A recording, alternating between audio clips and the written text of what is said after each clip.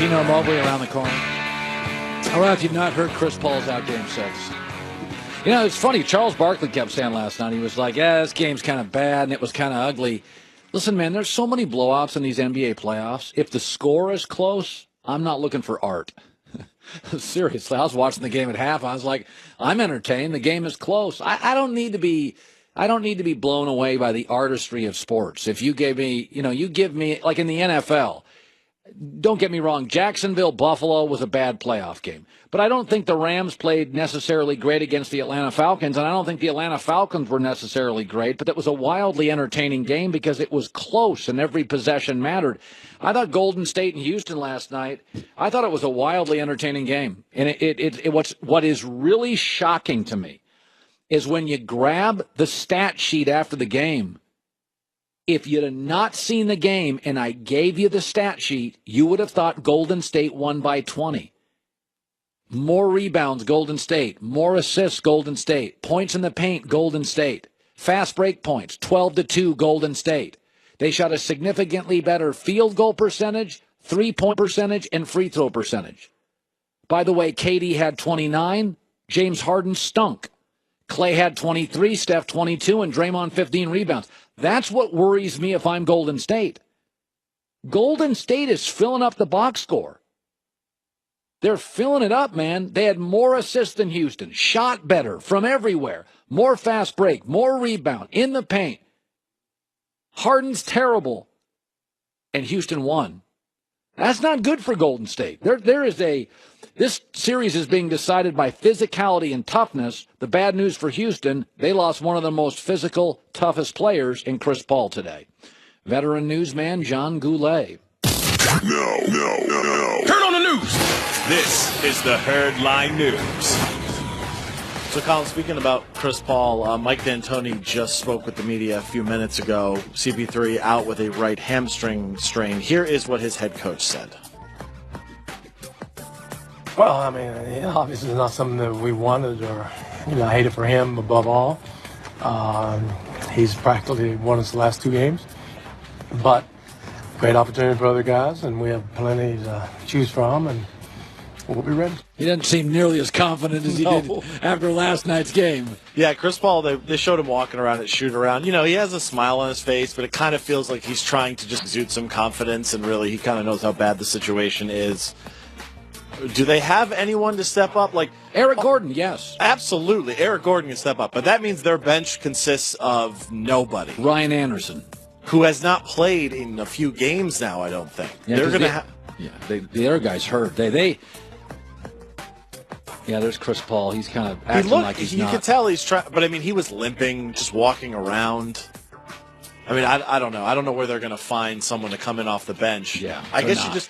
Listen, if any coach could maybe handle it, it's probably D'Antoni, because he runs a system that works. And if some guys can hit some threes, maybe they'll be okay. But I don't know. The Warriors just released their injury report for Game 6. Oh, boy. Andre Iguodala listed as questionable with his knee contusion. I don't want to hear that. Klay Thompson no longer on the injury report. Iguodala in or out, do you think that matters very much? Clearly they're using it. If they lose, they're going to use that as they won't use it as an excuse, but, people who cover the team, I'm not saying Andre Iguodala is not a nice part of the fabric and the tapestry of this club, but I don't want to hear about Andre Iguodala's departures, why we lost. Please. You got Hall of Famers all over this place. If Ron Harper was out for the Bulls, if Rick Fox was out for Shaq and Kobe, are you going to get... Well, Rick Fox missed that Shaq-Kobe finals game.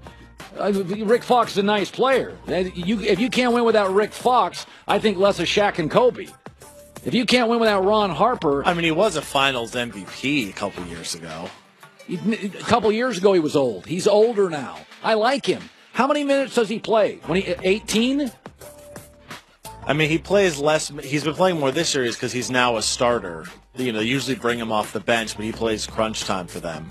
This is one of those injuries, too, where if he's 25, he plays that game. Because all he did was bang knees with James Harden. But as you said, as you get older, this becomes a serious injury. Right. And finally, Colin, we saw this story, and we couldn't not do it. Geddy Lee, the lead singer of your favorite Canadian rock trio, Rush, he actually is a big baseball fan. He has a baseball signed by every member of the 3,000 hit club. Wow. So Albert Pujols was the most recent player to get his 3,000th hit, and when he was in Toronto, Geddy Lee, that's where he goes to all the games, got Pujols to sign his ball. I don't really have a question. I just wanted the excuse to play you some Rush. Well, they're Canada's best rock band, along with Nickelback. Tough competition there. Well, a lot of people like Nickelback. Is A lot Rush of still Canadians like Nickelback. Is Rush still performing? Yeah, they still tour. They tour? Absolutely. Do you not travel around the country with them? Listen, I listened to Rush in high school. I listened to this song 36 years ago. Wow. And just as high then as you are now. Veteran newsman John Goulet. Well, that's the news. And thanks for stopping by. The Herd Lie News. Eddie House, Dante Jones, Jason Whitlock just stopped by the show, and Cuttino Mobley, who played 11 seasons. Cuttino played with a lot of great players. He played with Charles Barkley. He played with Scottie Pippen. He played with Akeem Olajuwon. He played with Yao Ming. He played with Glenn Rice. He played, Rudy T was one of his coaches, Jeff Van Gundy, Mike Dunleavy, Rick Adelman was one of his coaches. He's also a co-captain of a Big Three team, so he'll be joining us in just 1 second. There was a moment last night in that game. We'll play the video once again of Steve Kerr and Kevin Durant. And it's getting talked about a lot by, would you have to give Kobe that kind of speech, or Michael Jordan that kind of speech, or Tim Duncan that kind of speech? I don't know, but it was just an interesting moment where not only is this little speech by Kerr interesting, but then his reaction later in the game yelling at Kevin Durant is really interesting. But here was the speech last night. When MJ was with the Bulls, we had a playoff game, and he kept trying to score, and he was scoring, but we weren't getting anything going. Phil Jackson said, "Who's open?" I said, "John Paxson." I want you to trust your teammates early. What you're doing is you're getting to the rim, and then you're trying to hit them. I want you to trust the first guy, and then move. Still attack, still look to score, but trust these guys, okay? And then later in the game, you can see right there Kerr screaming at Kevin Durant, pass the ball early in the shot clock. So last night Kevin Durant had only 23 passes in the game.